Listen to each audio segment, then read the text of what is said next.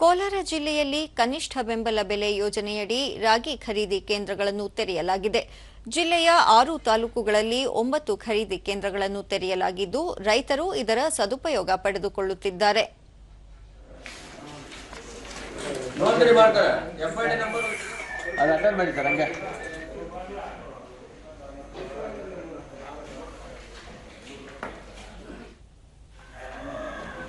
ಬೀಜ ಬಿತ್ತನೆ ಮಾಡಿದಾಗ ದೂರದರ್ಶನದೊಂದಿಗೆ ರೈತ ಕುಶಾಲ್, ಈ ಬಾರಿ ಚಂಡಮಾರುತ ಮತ್ತಿತರ ಕಾರಣಗಳಿಂದ ನಿರೀಕ್ಷಿತ ಪ್ರಮಾಣದಲ್ಲಿ ರಾಗಿ ಇಳುವರಿಯಾಗಿಲ್ಲ.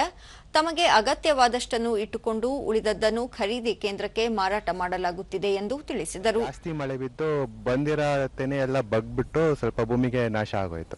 ಕ್ವಿಂಟಾಲ್ಗಳು 20 ಆಗಿವೆ. ಮತ್ತೋರ್ವ ರೈತ ರಾಮಪ್ಪ, 3 ಎಕರೆಯಲ್ಲಿ ರಾಗಿ ಬೆಳೆದಿದ್ದು 9 ಕ್ವಿಂಟಾಲ್ ರಾಗಿಯನ್ನು ಖರೀದಿಸಲಾಗಿದೆ. ಇದರಿಂದ ತುಂಬಾ ಅನುಕೂಲವಾಗಿದೆ ಎಂದರು. ಮಳೆ ಇಲ್ಲಲ್ಲ, ಮಳೆ ಇಲ್ಲದ ಕಾರಣ ಅವರು ಫೋನ್ ಮಾಡ್ತಾರೆ, ಅವಾಗ ತಕೊಂಬಂದು ಹಾಕೋದು. ಏನಿಲ್ಲ, ಪಾಣಿ ಆಧಾರ್ ಕಾರ್ಡು ಕೊಟ್ಟರೆ ಅವರೆಲ್ಲ ವಾಪಸ್ ಕೊಟ್ಬಿಡ್ತಾರೆ. ತಿರುಗಿ ನಾವು ರಾಗಿ ಎತ್ಕೊಂಬರೋವಾಗ ಎತ್ಕೊಂಬರ್ಬೇಕು. ಸರ್, ನಮ್ಮದು ರೈತ ರಘುವೀರ್, ಈ ಬಾರಿ ಸಕಾಲಕ್ಕೆ ಮಳೆಯಾಗದ ಕಾರಣ ಉತ್ತಮ ಇಳುವರಿಯಾಗಿಲ್ಲ. ಆದಾಗ್ಯೂ 20 ಕ್ವಿಂಟಾಲ್ ರಾಗಿ ನೀಡುತ್ತಿರುವುದಾಗಿ ತಿಳಿಸಿದರು. 20 ಕ್ವಿಂಟಾಲ್ ಆಗ್ಬೋದು, ಆದರೆ ಬಿದ್ದಾಗಿಂದ ಮಳೆನೇ ಇಲ್ಲ. ಲಾಸ್ಟ್ ಟೈಮಲ್ಲಿ ತೆರೆ ಬರೋದು ಸ್ವಲ್ಪ ಬಂದಿದೆ. ಇದು ಈಗ ಈ ಗೌರ್ಮೆಂಟು ತೆಗೆದಿದೆ ರಾಗಿ, ಈಗ ನಮ್ಗೆ ಅನುಕೂಲ ಆಗಿದೆ.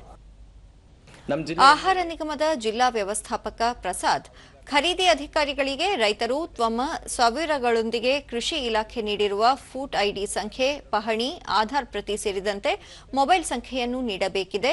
ರೈತರ ನೋಂದಣಿಗೆ ಡಿಸೆಂಬರ್ 1ರಿಂದ 30ರವರೆಗೆ ಅವಕಾಶ ನೀಡಲಾಗಿದೆ.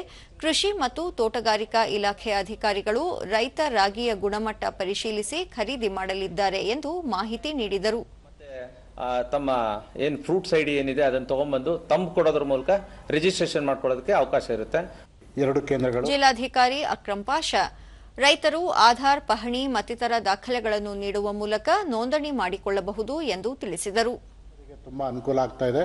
ಸುಮಾರು 737 ರೈತರು ಈಗಾಗಲೇ ರಿಜಿಸ್ಟರ್ ಮಾಡ್ಕೊಂಡಿದ್ದಾರೆ. ಸುಮಾರು 11,680 ಕ್ವಿಂಟಾಲ್ ಅಷ್ಟು ರಾಗಿಯನ್ನು ಈಗಾಗಲೇ ನಮ್ಮ ಕೇಂದ್ರದಲ್ಲಿ ಖರೀದಿ ಮಾಡಲಾಗಿದೆ.